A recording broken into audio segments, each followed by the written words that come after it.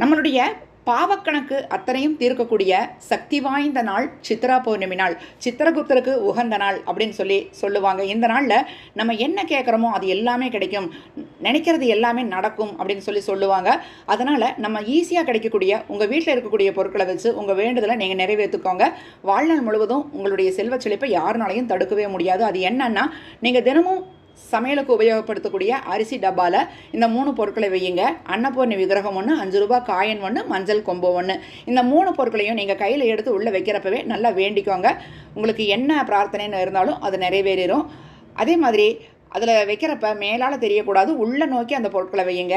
குறைவில்லாமல் அன்னத்தை கொடுக்கக்கூடிய அன்னபூர்ணியும் செல்வ செழிப்போடு நீங்கள் இருக்கிறதுக்கு மகாலட்சுமி வந்து நாணய ரூபலையும் மஞ்சள் கொம்பு வடிவாகவும் இருக்காங்க. உங்களுடைய கோரிக்கைகள் நிறைவேறும்.